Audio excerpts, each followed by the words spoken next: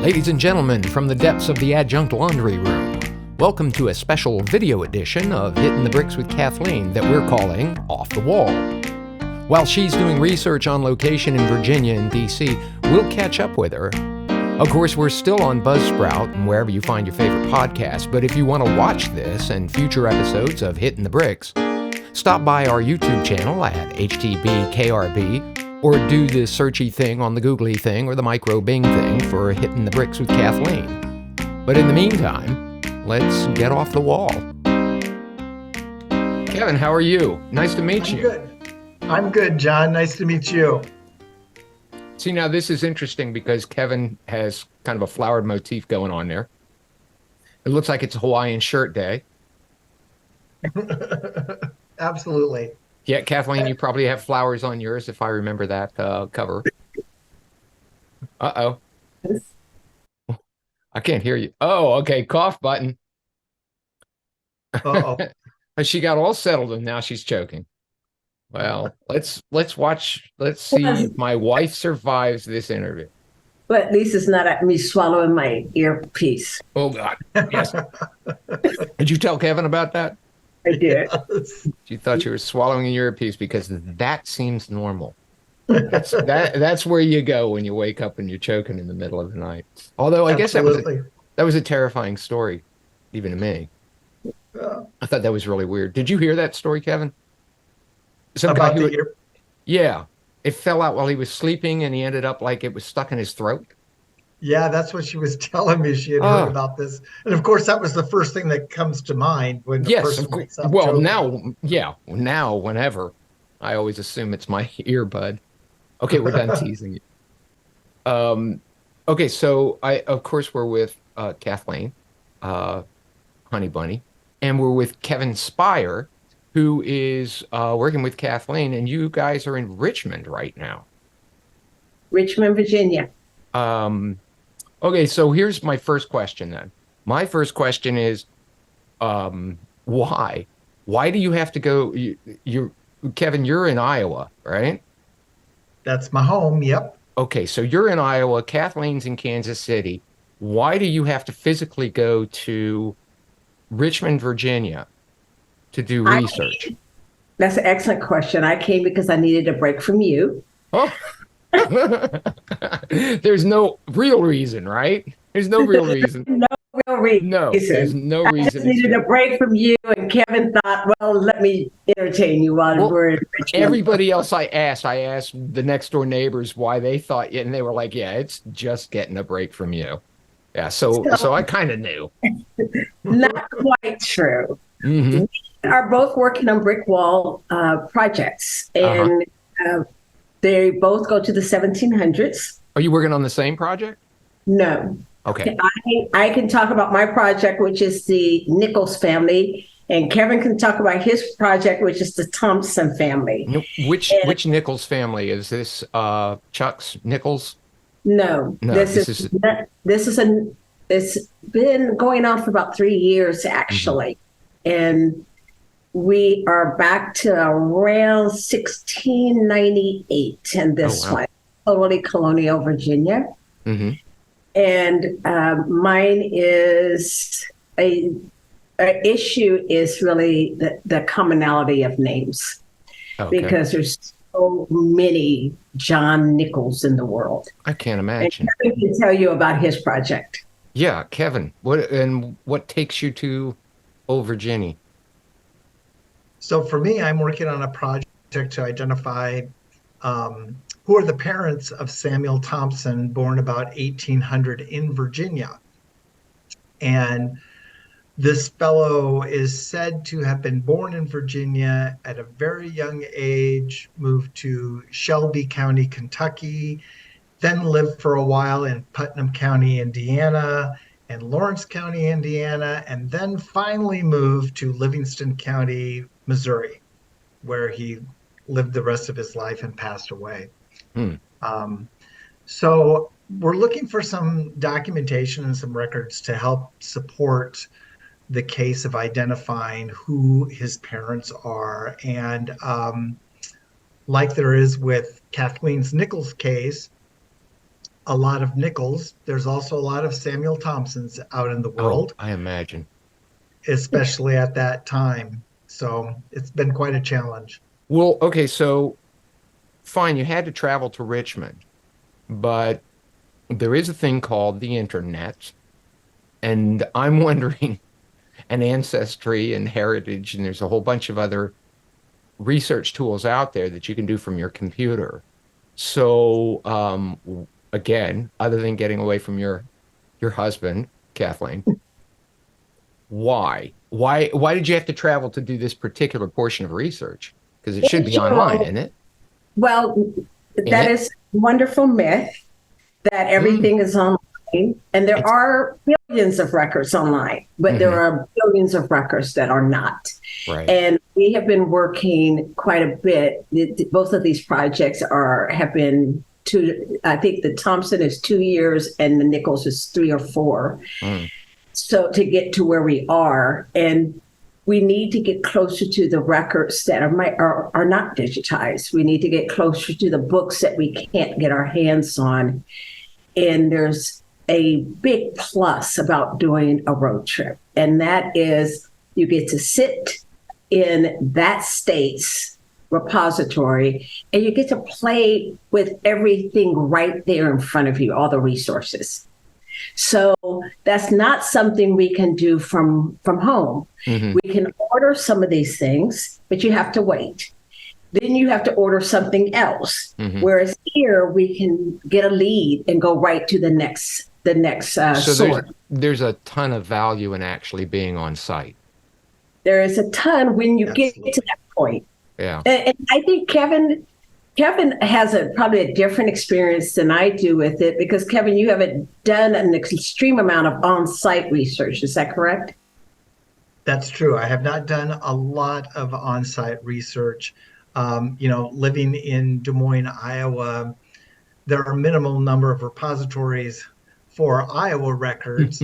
I would have to travel most likely to Kansas City or Chicago or something for a bigger repository. So this has been great. And, another part that, adding on to what Kathleen was talking about, another part is getting to interact and have the help of the library staff there with you. Oh, Because that's what they're there for, is to help you, and they know their resources and they can help you identify maybe some things you hadn't thought of.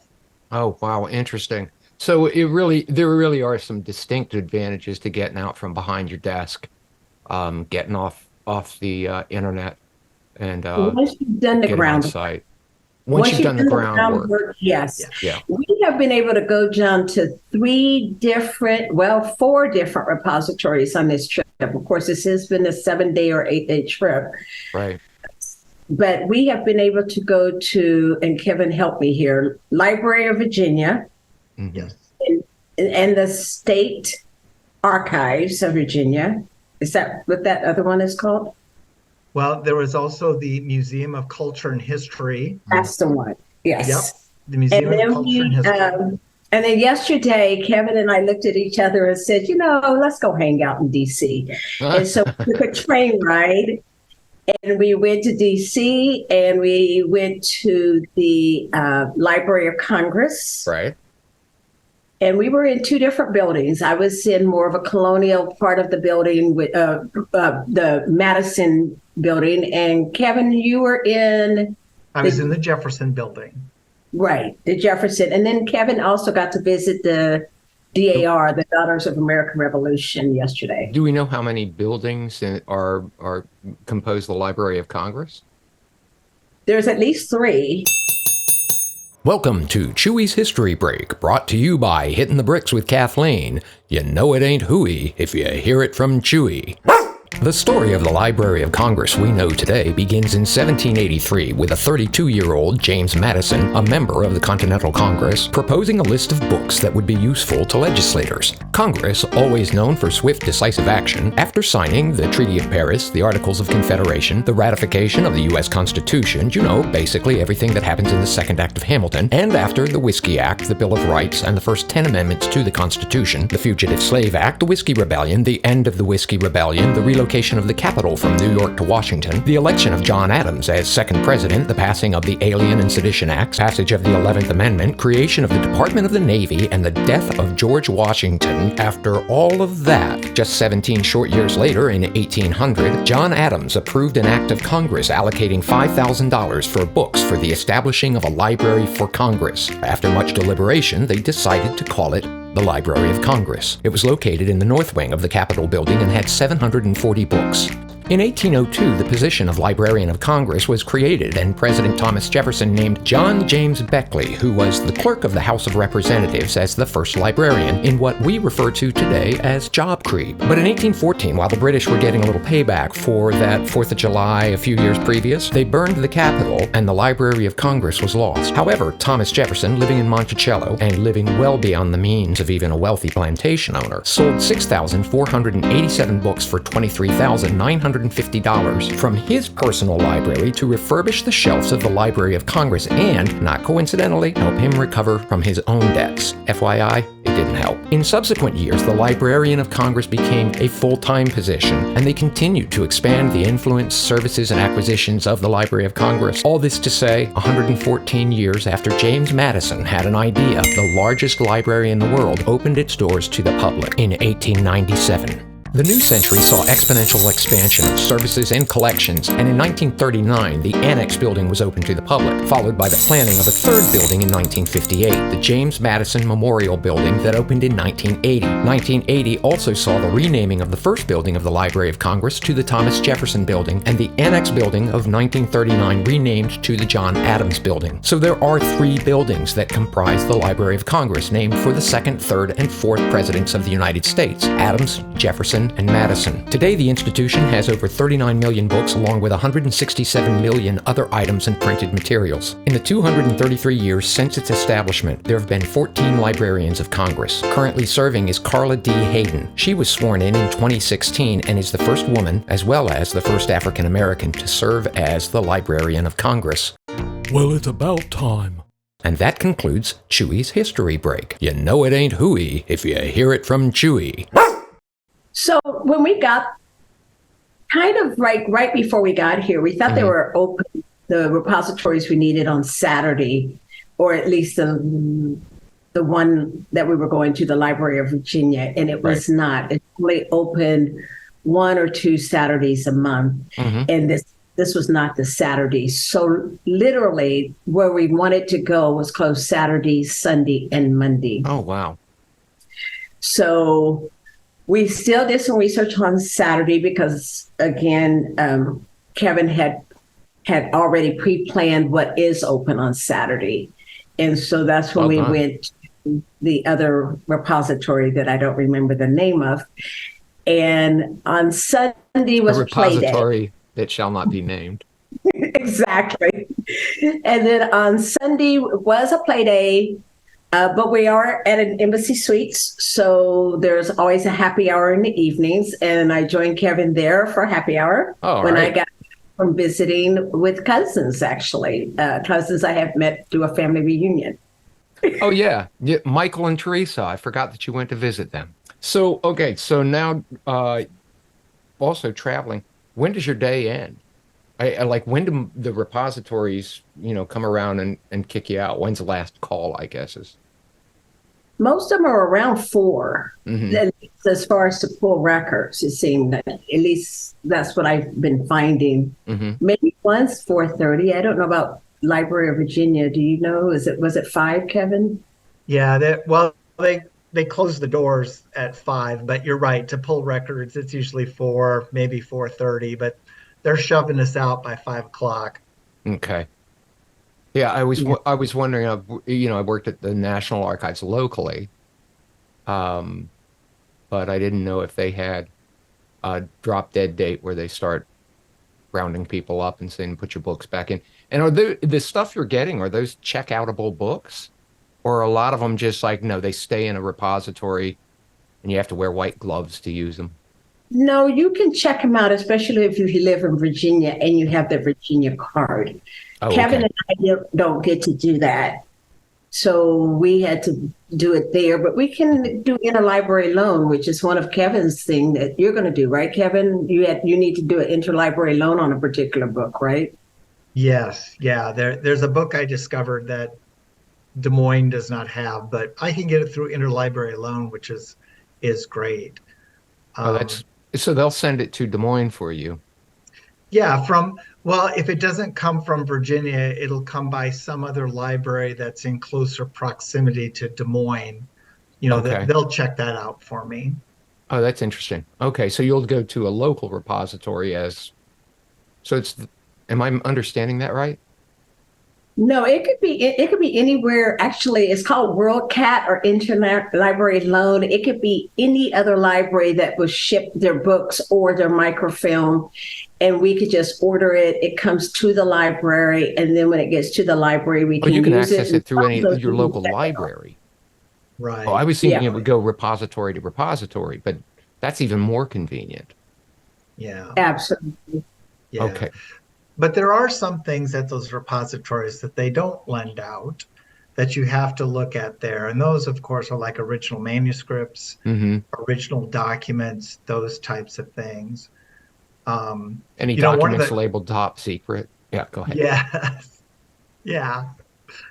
One of the things I stumbled onto was when we were at the Museum of History and Culture, there was some documentation there for a personal brick wall that I've been researching on for myself. And I just happened to put my supposed ancestor's name in the catalog to see what would come up, curious if it would. And lo and behold, there was something. It was a handwritten diary from a man by the name of Tobias Lear, who was personal secretary to George Washington at the Mount Vernon estate. Wow. And here was this little document you opened with these very delicate pages of his own handwriting in there, talking about how he did not trust Benedict Arnold, and he told Washington he shouldn't trust him. Oh, that's amazing. That is very cool. Kevin, did you get a chance to take every picture of every page on that one?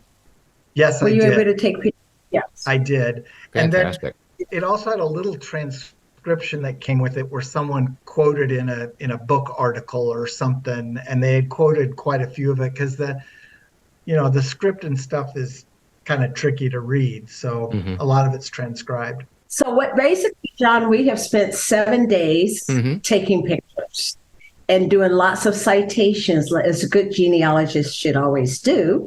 Yeah. We have been copying the links and the citations and making sure we know where we got our data from. And when we go home, that's when we finish and do the hard work again, because this is what I call grab and go.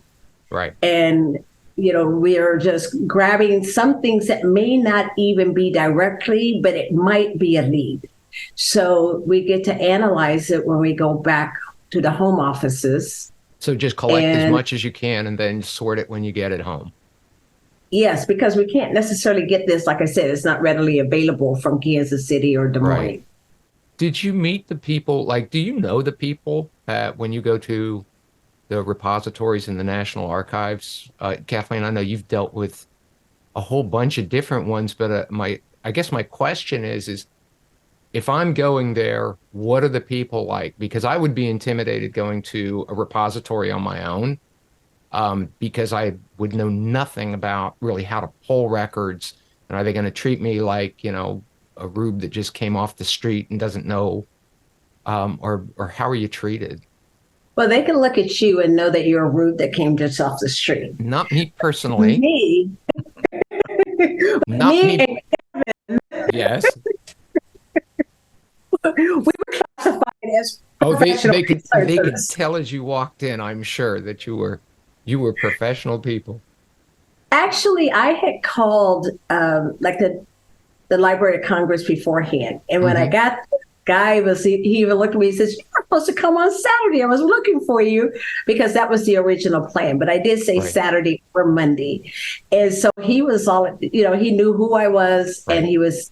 So they're calling all available to help us. They are calling ahead. Would you suggest that for anybody who's planning a trip not a trip necessarily 1,800 miles away, but a trip even to a local repository, or even if they're headed to, let's say, the National Archives in Kansas City, and it's only a 10-minute drive from me, but it might be a 30-minute drive. Should they call ahead?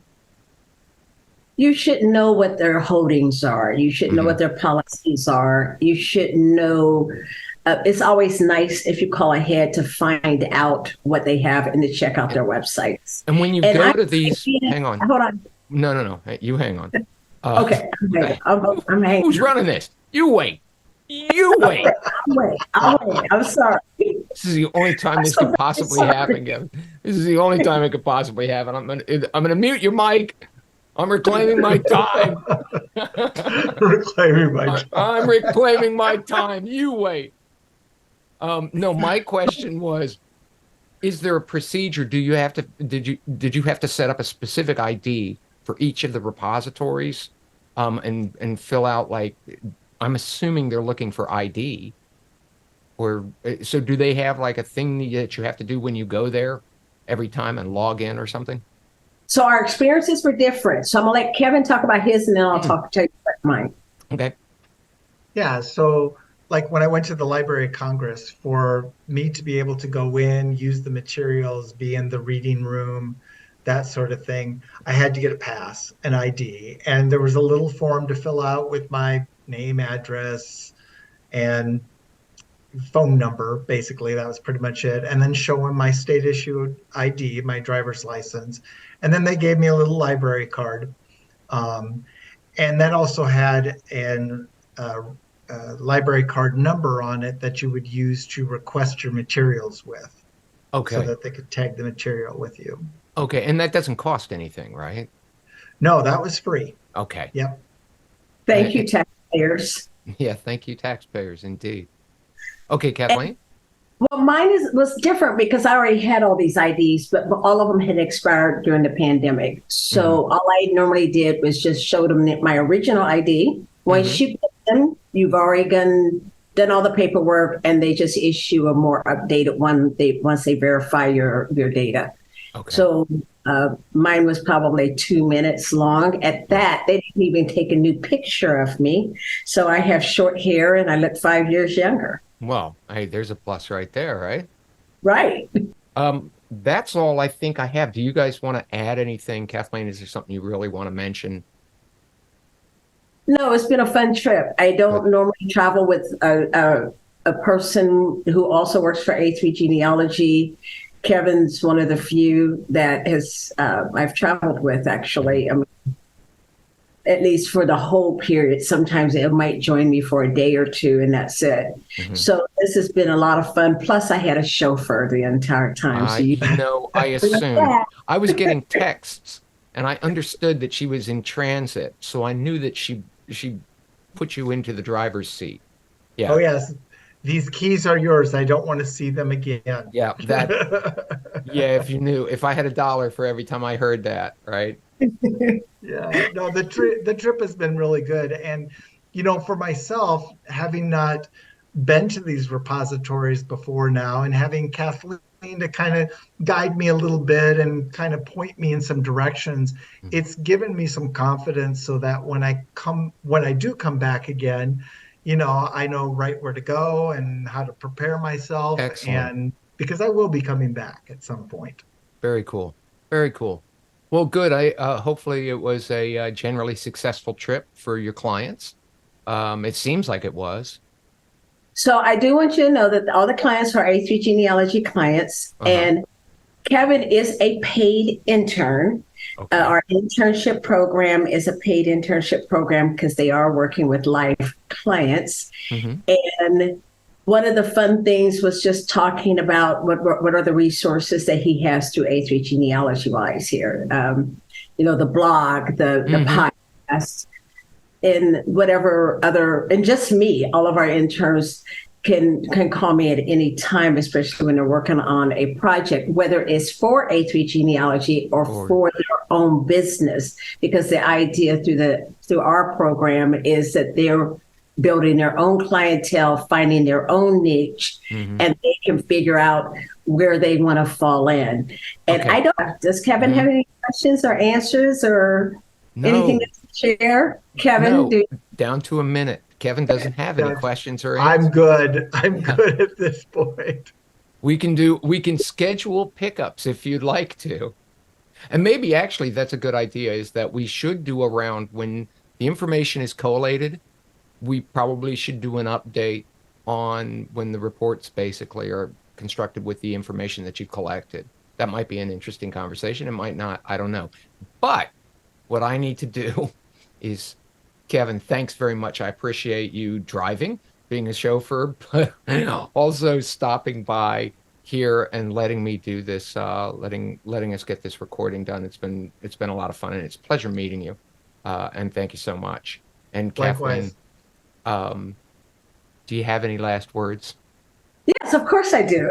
Thanks, Kevin, for joining me on the road. And John, thanks for organizing this. Okay. Well, you made it to the end of another episode. Thanks so much for staying. Thanks to Kevin Spire and Kathleen for taking a moment from the Embassy Suite happy hour to chat. Thanks to Chewy Chewbacca Brandt, our part-time translator and full-time reason for randomly yelling treat, for his unwavering lack of interest in anything we do. The theme song for Hittin' the Bricks was written and performed by Tony Fistknuckle and the Boll Weevils. Watch for their next show, Where a Tree Grows in Brooklyn. You can find us on Apple, Spotify, and of course Buzzsprout and YouTube. We'd love to hear what you think about the podcast, so stop by our Facebook page at Hittin' the Bricks and let us know.